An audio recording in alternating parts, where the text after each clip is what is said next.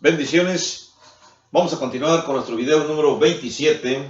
Vamos a considerar esta situación. El punto número 4, cómo solucionar el problema en la congregación o cómo se sugiere en la carta a los Corintios capítulo 6, versículos del 4 al 6, la solución para el problema, los problemas que surgen en la congregación. Al menos en la carta a los Corintios, vamos a analizar en estos momentos lo que el texto dice. Comenzaré por leer el párrafo 4 al 6. Dice así: Si, pues, tenéis juicios sobre cosas de esta vida, ¿ponéis para juzgar a los que son de menor estima en la iglesia? Para avergonzaros lo digo. Pues ¿qué? ¿No hay entre vosotros sabio, ni aun uno, que pueda juzgar entre sus hermanos? Sino que el hermano con el hermano pleitea en juicio, y esto ante los incrédulos. Vamos a ver lo que extraemos de estos tres versículos que acabamos de leer. Cuando Pablo menciona esta frase, nos está diciendo cuál es el ejemplo que debe darse, cuál es la solución que debe darse en la congregación. Y nos dice que, en primer lugar, hay que poner para juzgar, según dice Pablo, a las personas que son más sabios en la iglesia. O él más bien considera esta situación y dice, bueno, ¿qué? Para juzgar una cosa, ponen a los hermanos que son menos sabios, que no hay ningún sabio entre ustedes. O sea, en pocas palabras, para resolver un asunto, ¿se va a buscar la persona menos sabia en la congregación? Y la respuesta que Pablo da, que se incluye en la pregunta, ¿qué acaso no hay entre vosotros sabio? Y esa misma pregunta que hace Pablo es la respuesta para la solución al problema. Poner a los más sabios de la congregación para que sean los que juzguen, para que sean los que den la decisión, los que más conocen, los que más tienen edad, vamos a decir edad bíblica, no quiero decir edad física, porque algún hermano puede ser de muy grande edad, pero de poca edad bíblica o edad en conocimiento. Y algún hermano puede ser de menor edad física, pero de mucha más edad bíblica o edad en conocimiento. Lo que Pablo está diciendo entonces es que necesitamos poner para juzgar a los que son más aptos en la iglesia. Ahora, ¿o qué? ¿Acaso los de menor estima no pueden juzgar? ¿Hay que despreciar? ¿O hay que desdeñar? ¿O hay que descontar a los que son de menor estima? Por eso Pablo dice en el versículo 4, si tenéis juicios sobre cosas de esta vida, ¿ponéis para juzgar a los que son de menor estima en la iglesia? No se habla acerca de menor estima en el sentido en que no sean estimados. Se habla de menor estima, o la palabra menor estima se usa a las personas que tienen menor capacidad en conocimiento, menor capacidad para juzgar. Si una congregación coloca a un hermano o una hermana que tiene poca capacidad para juzgar, para que resuelva los asuntos, esa no es la solución.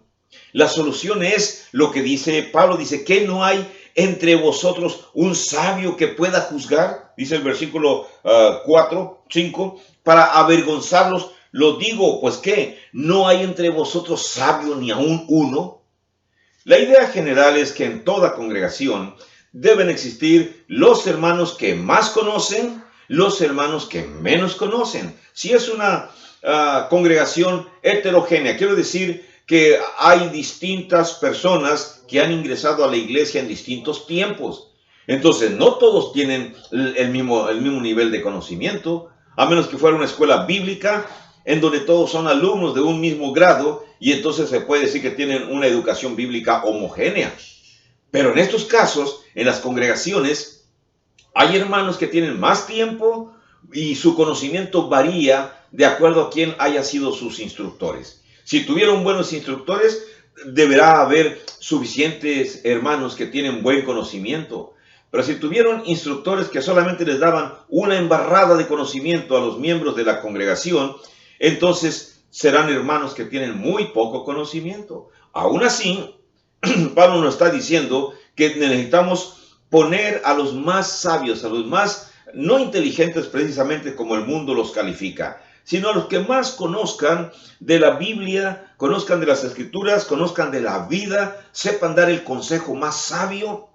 Esas personas que en cada congregación valen oro y que deberían de ser los guías, los compañeros que ayudan a los guías, a los líderes, a los que enseñan en las congregaciones, a los encargados. Por eso cuando Pablo habla, dice que acaso no hay uno que pueda ser sabio de la congregación. Un solo hermano que exista en la congregación que pueda ayudar. Ahora, esto es importante porque la comunidad, o sea, la congregación, tiene su propia capacidad, tiene su propio sentido de justicia.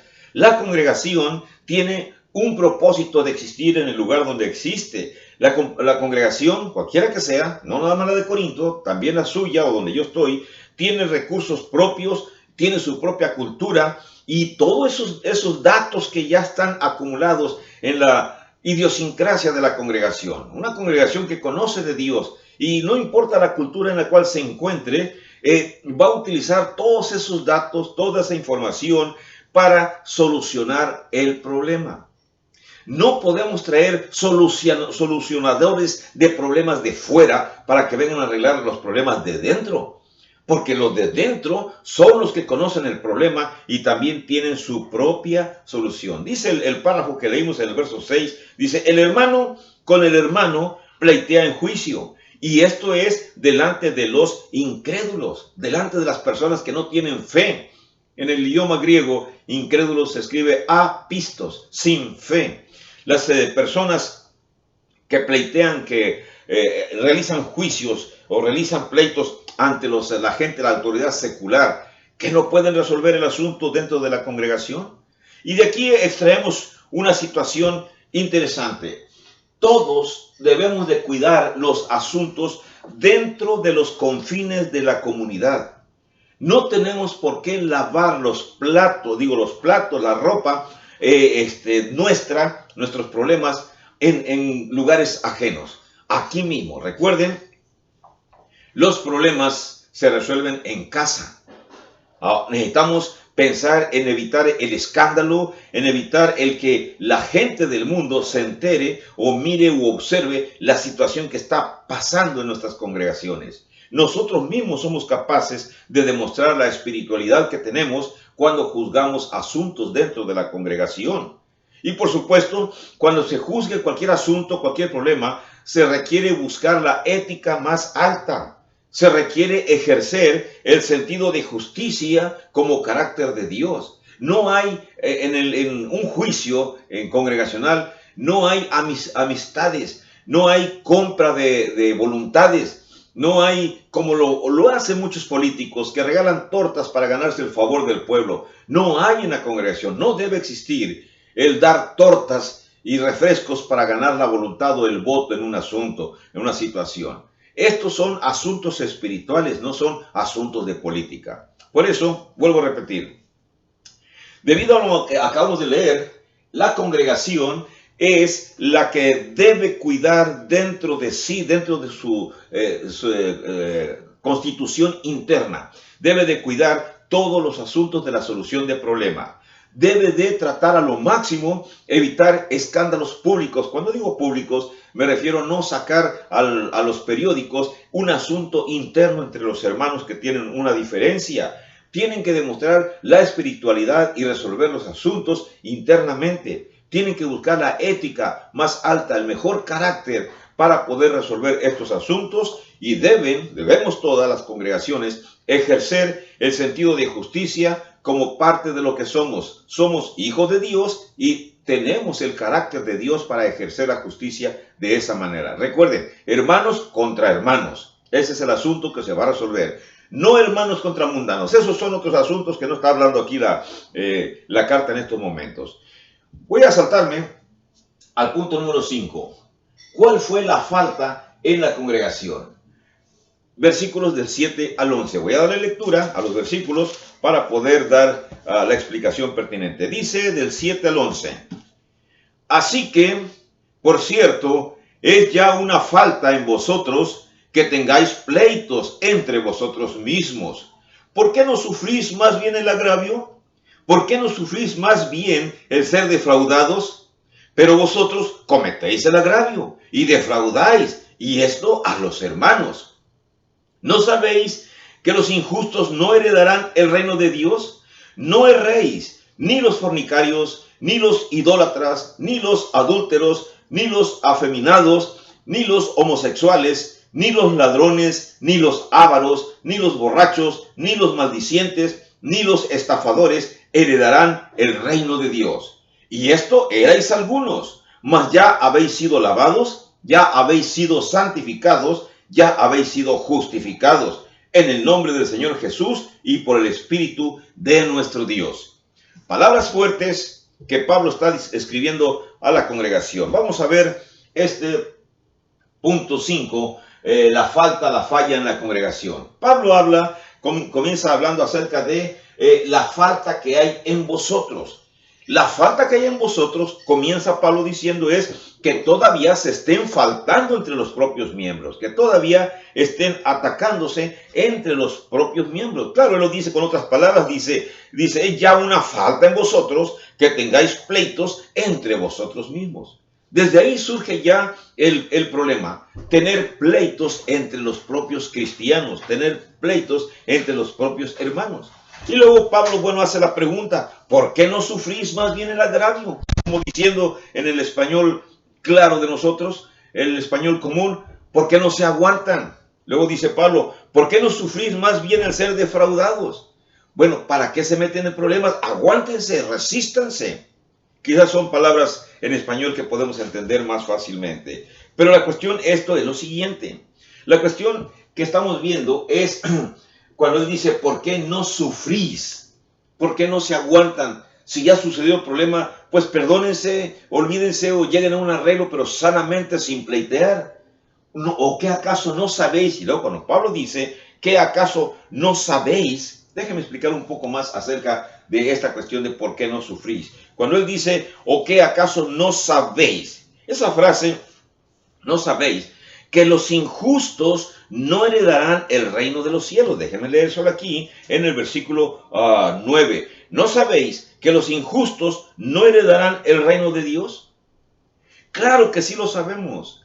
La gente que no practica la justicia, porque a eso se refiere injusto. La gente que no practica la justicia de Dios no heredará el reino de Dios. Y Pablo sigue diciendo más. Dice, no se dejen engañar. No se dejen engañar. La palabra engañar proviene de la palabra planak, que significa cuerpo celeste, como los cometas que andan errantes. Eso es lo que significa prácticamente errar, viajar de una parte a otra. No se dejen engañar, no piensen, no imaginen cosas. Simplemente vean exactamente lo que dice Pablo, el texto. Dice en el versículo que estamos analizando, ya me estoy brincando acá. Ok, verso 8, dice, pero vosotros, verso 9, ¿no sabéis que los injustos no heredarán el reino de Dios? No erréis. Y luego da una lista, Pablo, acerca de pecados que las personas cometen. Ahora, vamos a ver cuáles son la índole del pecado, la situación del pecado. Pablo menciona, vamos a decir, pecados sexuales, pecados sociales. Ya no lo escribí, déjeme escribirlo aquí. Los pecados sexuales que Pablo menciona son estos, lo voy a poner aquí aunque esté arriba, sexuales y los pecados sociales. Para poder distinguir en este aspecto nada más, es una distinción que me sirve para la presentación, pero no es de gran importancia. Ustedes dialóguenlo como ustedes consideren pertinente. Pablo entonces divide o presenta una lista de pecados sexuales para conocer la índole del pecado. Y él menciona esto, dice, fornicarios, no erréis. Cuando él dice no erréis, verso 9, los injustos no heredarán el reino de los cielos. Y Pablo hace simplemente dos presentaciones de la índole del pecado y de el reflejo del pasado. Cuando refleja el pasado es cuando finaliza de dar la lista. Vamos a ver ahorita una sección interesante aquí. Dice primero, los fornicarios. Ya sabemos qué son los fornicarios, Personas que tienen relaciones sexuales sin estar legalmente unidos, ni ante la ley civil ni ante la ley de Dios. Entonces, personas que simplemente tienen relaciones sexuales sin estar casados.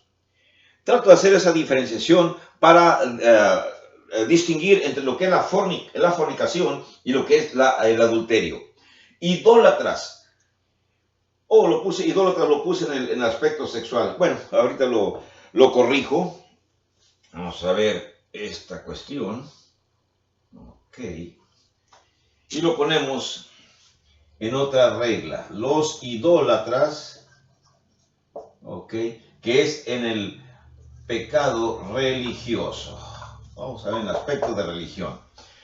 Idólatras. ¿Qué son los idólatras? Personas que todavía en la cultura greco-romana, en la carta a los Corintios que se escribe, son personas que provienen precisamente de adorar las estatuas o las imágenes paganas que los romanos adoraban. Así que entonces no es de extrañarse que en la congregación existan todavía cristianos que todavía sienten el arrastre de ir a las fiestas paganas, sobre todo cuando sacrifican los bueyes a sus dioses y luego la carne la venden muy barata en las carnicerías. Sabemos eso, pero no vamos a ampliar ahí. Los adúlteros, quería hacer la diferenciación entre fornicario y adúltero. Fornicario generalmente se refiere, al menos yo lo distingo, entre personas no casadas que tienen relaciones sexuales incorrectamente, o sea que no están unidos adecuadamente delante de Dios. Y adúlteros es cuando uno de los dos o los dos ya están unidos con otras parejas y luego a escondidas tienen relaciones sexuales engañando a sus respectivos cónyuges. Eso es lo que yo considero como adulterio físico. Afeminados. Pablo nos dice acerca de los afeminados, porque el afeminado prácticamente es un poco diferente al homosexual, o todavía no cae en la homosexualidad. Voy a explicar lo que significa afeminado. Afeminado, según aquí lo que estamos mirando, se escribe con la palabra griega malakos, y malakos da la idea de ropa suave, ropa fina. Imaginen ustedes a un varón que se viste casi como una mujer y que se echa perfumes como de mujer y que camina como mujer y que actúa como mujer y que tiene características como de mujer, pero no es todavía un homosexual. ¿Puede existir un afeminado que todavía no sea homosexual? Bueno, no me atrevo yo a asegurarlo, pero sí recordemos que el afeminado puede ser aquel que demuestra claramente que está en desacuerdo con el sexo que Dios le dio. Dios le dio el sexo para ser el sexo de ser hombre. Perdonen la repetición. Le dio el hecho de las características de ser hombre. Pero él rechaza esas características y quiere actuar, quiere comportarse como mujer. Por lo tanto, se viste como mujer, se perfuma como mujer, usa ropa de mujer, en fin, todos los aspectos de mujer. Pero hay otro aspecto, el cual es más, vamos a decir que casi difícil de distinguir, pero que no es imposible. Los homosexuales. ¿Quiénes son los homosexuales? Y los homosexuales, la palabra griega es arsenokoites. Arsenokoites, que significa uno que tiene sexo con otro del mismo sexo. A ver, otra vez. Arsenokoites, uno que tiene coito o que tiene sexo con otro del mismo sexo.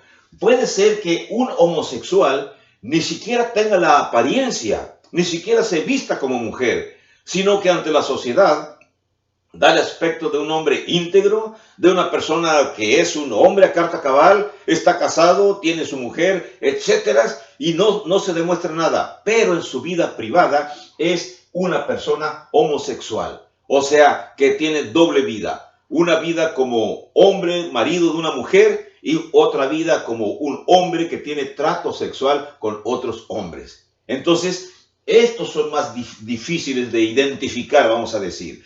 Los homosexuales son más difíciles de identificar, porque los afeminados inmediatamente se nota su porte, su manera de actuar. Pero en la calle, usted y yo, hermanos, hermanas, podemos estar en la tienda, podemos estar en el negocio, en la calle, Y no sabemos si el de allá enfrente o el de este lado o el de este lado son homosexuales. Si son afeminados, inmediatamente los distinguen porque la gente inmediatamente califica a estas personas y en algunos lugares les dan un maltrato físico grande, les gritan palabras altisonantes y generalmente son personas que viven de noche. Cuando digo que viven de noche, me refiero a que en la luz del día difícilmente salen al público. Algunos ya son muy descarados y ya andan a la luz del día, debido a los permisos que las autoridades han proporcionado a aquellos varones que hacen pareja siendo del mismo sexo. Es una aberración bíblica. Pero ¿qué vamos a hacer si los gobiernos no son creyentes en Dios? No aplican las leyes divinas. Los gobiernos, cuando aceptan y promueven y legalizan estos actos, ellos claramente están en contraposición contra los dictados de Dios, contra las normas bíblicas. Y bueno, no vamos a oponernos contra el gobierno en decirles que están mal, vamos a decir, arriesgarnos a ser asesinados, crucificados por estas hordas de personas desviadas. Pero vamos a mantener nuestra estructura. En mi casa no entran. No deben de ser ni mis amigos. No debo de tratar con ellos, a menos que ellos quieran modificar o cambiar. Cuando son personas que se arrepienten y quieren modificar o cambiar, tienen tanto derecho como cualquier otra persona para recibir las instrucciones acerca del plan de salvación. Así que Pablo entonces habla de la índole del pecado. Cuando Pablo habla a los corintios, se dirige a eso porque vamos a mirar una porción donde dice, esto erais vosotros. Así que hay pecados de índole sexual en esta sección de la carta. Pecados de índole social. Vamos a hablar de los de la índole social, y aunque puse idólatras en los pecados de índole religiosos, cuando adoran a Dios en la mañana y en la tarde van y adoran a Satanás. Esos son los idólatras. Vamos a ver aquí. Ladrones, ya sabemos qué significa un ladrón. Persona que toma lo que no es suyo, a la fuerza o con amenazas. Ávaros, el que guarda de su riqueza y la esconde y no la usa ni siquiera para sí mismo. Para aquellos que quieran ver mi estudio acerca del plan de salvación, Moctezuma Plan de Salvación, di una explicación no tan amplia, quizá un poco no recuerdo exactamente, acerca de estos aspectos de los ávaros, porque yo lo presento cuando estoy dando el plan de salvación a las personas que quieren estudiar.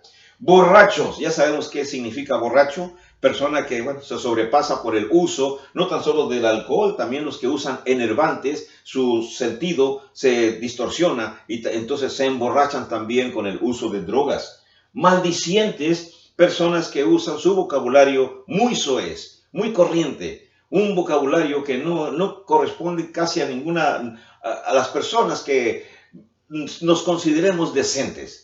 No necesariamente que sean cristianos, pero cualquier persona que se considere decente, su vocabulario tiene que ser el adecuado. Entonces, personas, incluso comunicadores sociales, que utilizan malas palabras para expresar lo que tienen que expresar, dan muy mal ejemplo a la sociedad en general, sobre todo, y son figuras públicas o personas que expresan pensamientos a todo el público. Estafadores, los engañadores, los mentirosos. Pablo habla acerca de los pecados sociales, estos no todos, y habla de los idólatras, que lo voy a reclasificar como pecado religioso. No lo tenía reclasificado así en mis notas, pero vale la pena reanalizarlo. Vamos a leer otra vez. Capítulo 6, verso 11, dice, esto erais algunos. Estamos hablando entonces de el reflejo del pasado. Ellos ya eran, los cristianos de Corinto ya eran algo de esto. O sea, se convirtieron. ¿Significa eso entonces que cualquier persona con estos pecados puede ser lavado, puede ser perdonado, puede ser santificado? La respuesta es sí. Oiga, hermano, pero es que es un afeminado irredento, es un homosexual que nunca va a cambiar. No sabemos. Nunca sabemos cuándo una persona puede modificar, pero es que es un ratero, es un ladrón de primera y no va a cambiar. No sabemos. Solamente Dios conoce los corazones de ellos y el deber nuestro es enseñarle a todo el mundo. Si ellos modifican, para Dios la honra, la gloria. Si ellos no modifican, bueno, tenemos la encomienda de enseñar de todos modos. Así que, entonces, esto que estamos viendo aquí es el reflejo, ya en la congregación se presenta el pecado y es el reflejo de lo que eran ellos antes. Por eso Pablo les dice en el versículo 11, esto erais antes. Tengo un párrafo que lo voy a leer ahorita, capítulo 1, versículos del 4 al 9. Se los voy a leer así, rápidamente. Dice el 1 del 4 al 9. Gracias doy a mi Dios siempre por vosotros, por la gracia de Dios que os fue dada en Cristo Jesús. Porque en todas las cosas fuisteis enriquecidos en Él, en toda palabra y en toda ciencia, así como el testimonio acerca de Cristo ha sido confirmado en vosotros, de tal manera que nada os falte ningún don, esperando la manifestación de nuestro Señor Jesucristo, el cual también os confirmará hasta el fin, para que seáis irreprensibles en el día de nuestro Señor Jesucristo. Fiel es Dios, por el cual fuisteis llamados a la comunión con su Hijo, Jesucristo nuestro Señor. Entonces noten ustedes lo que Pablo les dice en el capítulo 1, versículos del 4 al 9. Les dice que los llamó, que los santificó, que los convirtió. Pero en el capítulo 6, verso 11 dice, esto erais algunos de vosotros. Me regreso otra vez al 6, verso 11, y notemos nuevamente lo que dice, esto erais algunos.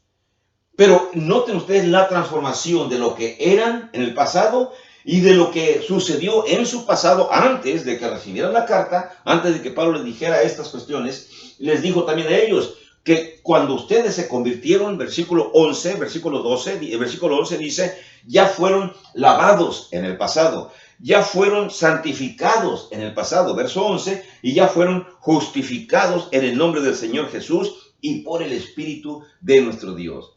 Estamos hablando entonces de cristianos que experimentaron en su pasado estos pecados. Luego experimentaron el cambio de ser lavados, santificados y justificados. Pero ya al momento en que reciben la carta, todavía en su vida reflejan algunos aspectos de su pasado.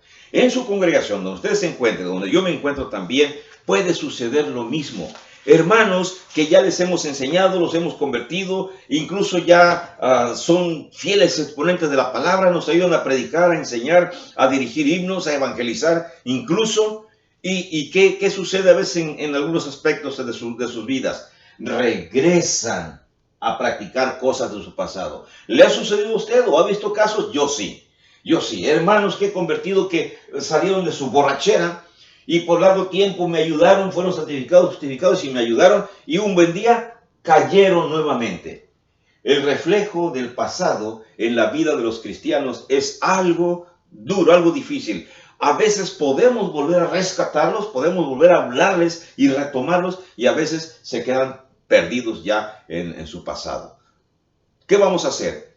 Bueno, en la carta de Judas, en la serie de Judas, vemos acerca que tenemos que hacer todo el intento para llamarlos, pero si ya están totalmente perdidos, mejor sacudirnos las manos y dejarlos. No quisieron, no comprendieron, no aceptaron o rechazaron la salvación que Cristo Jesús ofrece. Tenga bendiciones, y en el próximo video, en el 28, en el 28 vamos a analizar otro punto más que tengo aquí con ustedes, que se llama la relación de la congregación y el cuerpo físico. ¿Qué relación tiene estas palabras? Bendiciones, que la pase bien.